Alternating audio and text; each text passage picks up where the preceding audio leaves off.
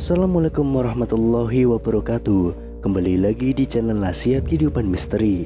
Pada video kali ini saya akan membahas tentang ternyata ada nabi asli dari tanah Jawa. Islam merupakan agama dengan standar akal dan logika yang ketat.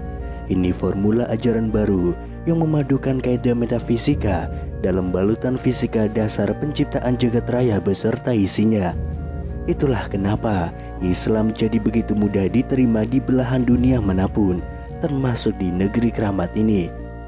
Kami akan membatasi kajian sisi keramat itu dari sudut pandang arkeologis, sebagaimana temuan Plato dalam Timaeus et Christias, Stephen Oppenheimer, Eden in the East, dan Arcio Santos, Atlantis the Last Continent Finally Found.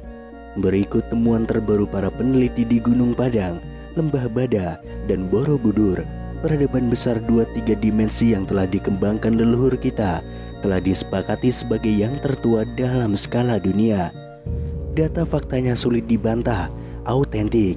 Dari penelitian mereka lah mencuat nama Lemuria, Atlantis, dan Dwi Pantara. Ketiganya mengembangkan ajaran yang sama, yaitu Sundayana atau pemujaan matahari.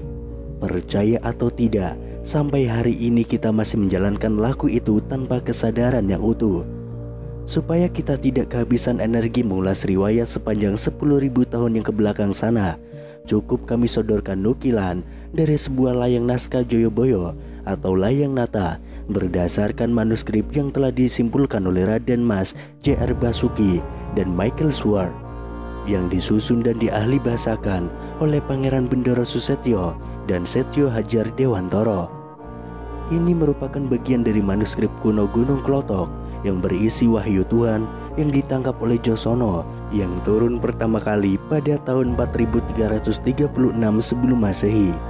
Angka tarik itu saja jauh lebih dulu 2000 tahun dari kelahiran Ibrahim alaihissalam di Ur Kasdim, yaitu pada 2510 sebelum Masehi atau Irak sekarang.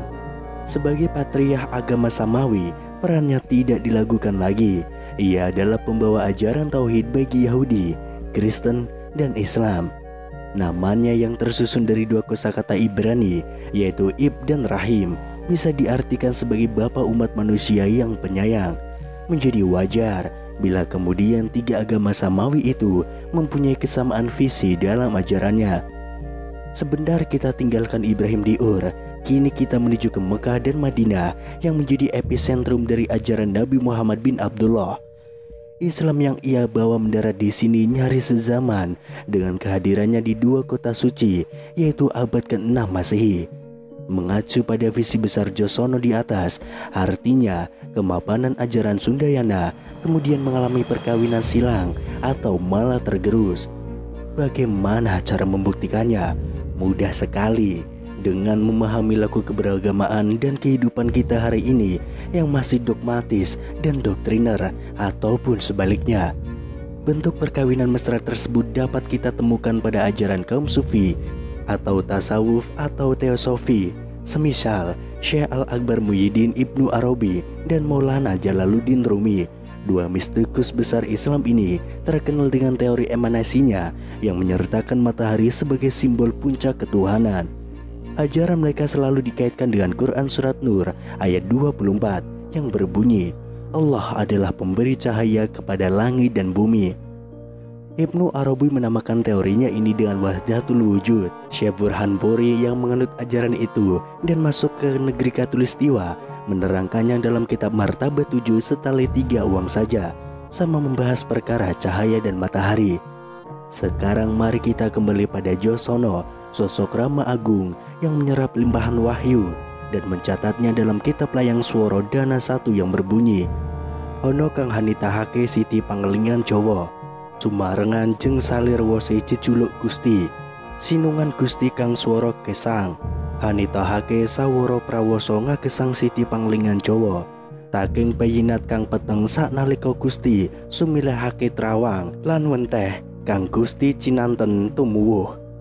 Yang artinya ada yang menjadikan tanah pengingat Jawa beserta segala isinya yang dijuluki Gusti. Dialah Gusti yang merupakan permulaan hidup, menjadikan permulaan aturan kehidupan tanah pengingat Jawa. Dari keadaan yang gelap, seketika itu Gusti mengubahnya menjadi terang dan nyata. Apa yang Gusti ucapkan bertumbuh. Jawa yang dimaksud dalam teks itu jelas bukan sekedar suku atau pulau dalam terminologi kita sekarang ini. Jika kita memahaminya berdasarkan pendekatan sastra Jendrahayu Ningrat Pangruwating Diyu atau ajaran keindahan semesta untuk meruat keangkaraan diri, maka Jawa bisa dimaknai sebagai laku hurip lan suwung, kosong dari segala yang bukan dia. Jadi tanah Jawa adalah tempat terbaik bagi manusia untuk mengolah dirinya bersama Sang Hyang Tunggal.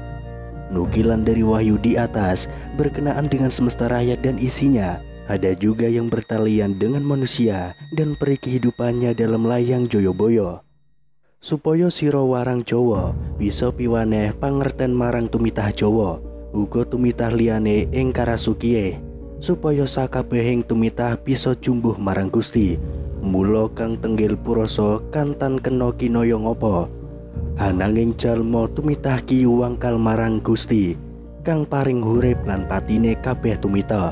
Kie wahono Gusti, yang artinya agar engkau orang Jawa bisa memberi pengertian kepada seluruh manusia Jawa, juga manusia lain di jagat raya ini, agar seluruh manusia bisa jumbo atau bersenyawa dengan Gusti yang melampaui segalanya, yang tidak dapat dibatasi oleh apapun.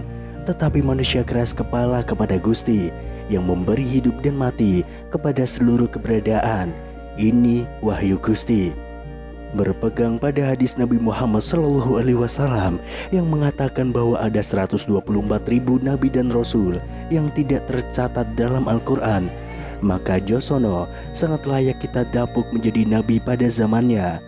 Amatilah wahyu yang diterima Josono dengan Al-Quran dalam Islam, sejatinya sama belaka, berbicara tentang perintah bagi manusia agar menjadi wakil Tuhan di bumi sebagai penyebar rahmat bagi jagat alit, jagat gede, dan maha jagat.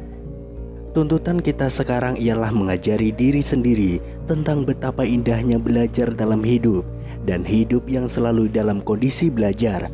Ilmu terkait menuntun diri ini sudah merupakan riwayat langka di zaman kita.